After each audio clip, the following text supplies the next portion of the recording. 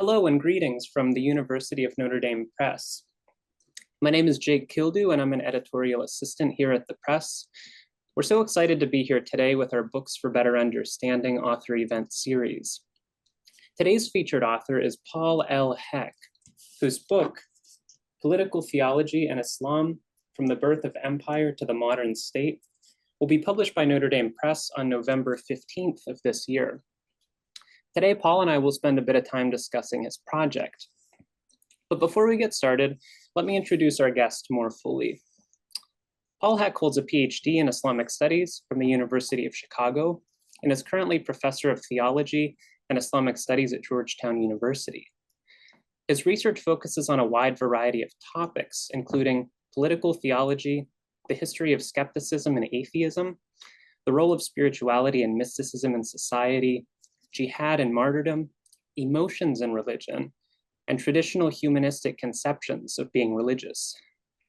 Some of his notable monographs include Skepticism in Classical Islam, published by Routledge in 2013, and Common Ground, Islam, Christianity, and Religious Pluralism, published by Georgetown University Press in 2009. Welcome, Professor Heck, and thank you for being here with us. Thanks for having me, Jake. Great, so let's go ahead and get started with a somewhat basic question. So your book sets out to study politics and Islam. What kind of phenomenon is this that you're picking out? What exactly does politics mean in the context of historical Islamic societies? Thanks, Jake, for that question. One thing I want to highlight in this book is that politics is never simply a struggle for control of power, a society's resources, policies, or even opinions. But it is also a struggle for a moral order, and that's true throughout the history of Islam as well. In other words, we scholars, when we study politics in a tradition, we have to look to goodness no less than to power. If we say that politics is what gives moral coherency to a society, then politics is not only about the people in power, it's also about communities educated in traditions of ethics. For example, in the American context, politics is not just the women and men in Washington, it's also the grandmothers who help out when a family in the neighborhood is in crisis. It's also the parents who make sure the local soccer league is running and the local library is well stocked. The same is true in Islam. The question of righteousness is front and center in the message of Islam. But the history of Islam has commonly been studied through the lens of power, not only caliphates and sultanates, but also Sharia power. With this study, with this book, I'm suggesting that there's something more to the story. We need to take into account the ethics of Islam, how that's shaped communities and made them look to divine guidance as the sovereign shaping their lives, alongside or even beyond governmental power. Great. Yeah, that's wonderful. And that's a really important recognition too. And actually, my next question is somewhat related to this, which is that it seems to me that one of the distinct contributions of your monograph is the decision to focus on politics through the lens of theology, and more specifically, political theology. How does this way of framing the issue help us to better understand Islamic political history? Yeah, theology is central to this book. First, there's a lot of confusion when it comes to political theology today. In this book, I take it not just as a descriptor of religious politics, but as a distinct approach to all politics. All politics includes transcendent claims. Here in Washington, D.C., you need only take a walk down to the monuments to see that the nation is founded on a sense of its own transcendent character. In other words, power makes sense of itself by presenting itself in terms of the nation's devotions. In America, those devotions include a devotion to freedom. In France, to non-religion. In Pakistan, to the Prophet.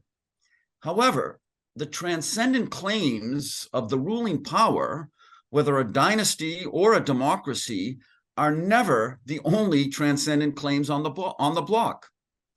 people also live in pious communities of some kind with their own understandings of transcendence. In other words, politics also includes a set of transcendent claims, and to study them, we need theology, and without it, we'll always be blind to a key aspect of politics. This is no less true in the study of politics in Islam. Theology helps us see how the political devotions of Muslims are diversely oriented to transcendent claims, whether those of the governmental authority or those of divine guidance. That is, the ethics of Islam as they are learned in pious communities. Great, yeah, and of course, throughout the book, you sort of conceptualize this in terms of what you call a twofold sovereignty in Islamic political history, what you describe as a sort of interplay between religious or moral authorities on one hand, and then ruling powers on the other hand. And well, it's no secret that this way of understanding political authority is somewhat foreign to many people living in the post-Enlightenment West, where we sort of tend to draw strict distinctions between the realm of religion on one hand and that of the secular on the other hand. That makes me want to ask, what can your book teach those of us who think that politics is exclusively a sort of secular ideal? Right. Thanks for that question. In talking of a twofold sovereignty in Islam, I do not at all mean a religious secular binary. To be frank, I don't think we can reduce politics, even in the so-called West, to a wall of separation between church and state. Even in our own nation, we talk of a living constitutionalism as well as a set of founding texts. What I learned in undertaking my research for this book on politics in Islam is that there is always a parallel sovereignty alongside of and even beyond the sovereignty of the governmental authority. Even when it rules in the name of Islam, there's a parallel sovereignty. And that's true today in the age of modern states as it was in past ages of sultanic dynasties. This parallel sovereignty in Islam, we could call it a devotion to a prophetic righteousness brought about by being oriented to divine guidance alongside and even beyond governmental authority, has real effect in ensuring the well-being of society, which, after all, can never be secured by the ordering power of the state alone. It also needs goodness in the hearts of people. It is my hope that this study encourages other scholars to take up the study of goodness, again, beyond religious secular binaries. Yes, to take up the study of goodness as politically relevant. The university is too fixated on power, but goodness is also a big part of the human reality, and the university claims to study reality. Yeah, great. That's an excellent answer. Thank you so much.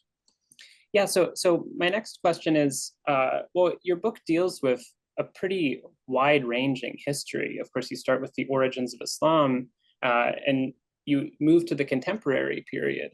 I'm curious, what are some of the most important episodes or developments that your book highlights? Of course, I'm talking about politics in Islam across its entire history in order to highlight patterns of what politics means, so that we can talk about it with some type of coherent comprehension. But to answer your question, yes, there were many pivotal moments in the history of Islam. The rise of the empire under the Umayyads set a key trajectory for centuries. But to be honest, I don't like to single out highlights, because highlights often get us to focus on power. I hope this book points to the ordinary, the everyday in the life of the Ummah, the community of Muslims. We're tempted to think of the grand moments in history, but I want us to think of how Muslims, like other peoples, have long been inspired by a desire for prophetic righteousness in everyday life, everyday gestures, beyond the grand monuments that those in power built to their own glory. Muslims, as other peoples, have long been ruled or governed, even dominated by ruling powers, those governing in the name of Islam, as well as foreign powers with a colonizing project.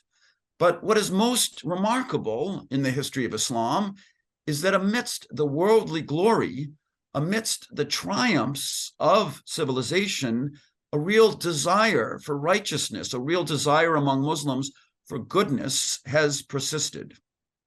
Yeah, great, thank you. So in the conclusion of your study, you make the point that the relationship between governmental authority and the pious authorities who lead the Islamic community is always sort of in flux. This relationship is constantly being refigured and continually gives rise to new forms of governance. To borrow your own words from the book, as history attests, no one form of governance is specific to the order of Islam. What might this mean for the future of Islam in our own world? Right. Ever since its beginnings, Islam has always adopted and adapted forms of governance that existed among past cultures or other peoples, from empire to the modern state. And the key reason that Muslims have always taken on other forms of governance pre-existing is simple. The message of Islam, the revelation to the Prophet Muhammad, did not clearly define a form of rule specific to Islam, even if it did note a number of principles by which society should be ordered, notably justice. So to judge from the past, when it comes to forms of rule, Muslims going forward will continue to be part of the overall human civilization. They'll negotiate their values, their perspectives within existing forms of governance. That's what they've always done. However, a key question, which I treat in the last part of the book, is the question of liberty. Muslims long for liberty from tyranny no less than other peoples, but liberty is complex. Aren't we to be free of tyranny so that our values can prevail over the nation in place of the ruling elite's interests? Of course, no nation is homogeneous. And so if one group's values prevail, it will be necessary for other groups to be limited in their freedoms. And so this sets up a conundrum. It is a moment for all cultures, not only Islam, and our collective political future really depends on it.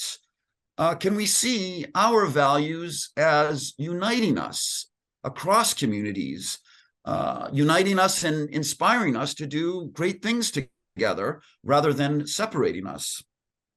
The question applies whether we're talking about Muslims in France, where Muslims are seen as sometimes strangers, or Muslims in Nigeria, Pakistan, Egypt, Indonesia, where non-Muslims are also citizens.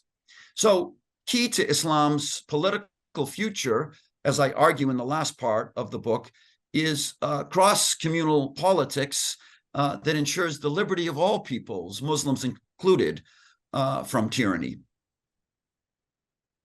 Great. Yeah, thank you so much for that. Okay, so a bit less serious of a question. Do you have a sort of personal favorite Muslim thinker who writes on these issues, or maybe somebody particularly fun or stimulating to read that you've enjoyed getting to know through the course of your research? So as with highlights in history, I prefer to avoid singling out any particular thinker as essential, and I apologize for being resistant to the question, but I really want to emphasize, so I mean, for example, one cannot overlook the grand synthesis of Al-Ghazali, but what is most impressive among Muslims, past and present, is a kind of more everyday type of thinking, the common everyday believer who puts goodness above his or her own interests, and who welcomes others into his or her life, because hospitality reminds us all that we're all guests of God in this world. So that common hospitality, which is a key part of Islam's parallel sovereignty, giving society coherency, is, I would suggest, more impressive than any grand intellectual synthesis by one thinker or another. Yeah, that's totally fair. And I think the focus on common believers is actually a great turn that contemporary scholarship has sort of taken. So I'm happy to see you taking that up. No worries about resistance to the question. Yeah, so I want to ask, who do you want your book to be read by? And what contribution do you hope that it will ultimately make? As for specialists, I hope people in political studies beyond Islamic studies, take up the themes of this book. We're really in need for the study of politics in Islam to be more integrated into the study of politics more generally. That's a real pressing need today, to normalize the study of politics in Islam. And I hope this book plays a role in that regard. Additionally, I hope this book will invite all readers, including a general readership, to engage Islam more seriously, not simply as a global curiosity, as is often the case now, but as a real partner in building up human civilization this century. There are so many needs, so many crises today that need more than good policy responses of our national and international institutions. These needs, these crises, they also need a devotion to human well-being. And Muslims, my research, past and present, shows, can be key allies in that regard. So I hope my contribution is one that spills beyond the university classroom and opens us all up to new horizons for our common global good today. Great, yes, thank you for that. Well, unfortunately, we're starting to reach the end of our time. I wonder if you have any sort of brief closing comments about the importance of your book to readers today, or perhaps to readers in the future. Yeah, I just want to invite all of us, specialists and general readership, to take risks in the research that we do, to take risks in the way we read things, to take risks beyond current entrenched models of thinking. And I humbly suggest that theology, examining the way that religious communities themselves reason, they can be a big part of those risk-taking moves that we need to take to really think together across, new horizons. So those would be my final comments. That's excellent. I think you're totally right. Many of us could stand to take more risks. Perfect. Well, I want to thank you so much, Paul, for participating and for being here today to speak with us. It's been a really interesting and insightful discussion. And thank you as well for your excellent book, Political Theology and Islam. It will be available on November 15th, wherever books are sold. We'd like to encourage our viewers to visit and support your local independent bookstore, either in person or online. Or alternatively, you can order the book through the Notre Dame Press website at undpress.nd.edu. Thank you for joining us. Great. Thank you, Jake.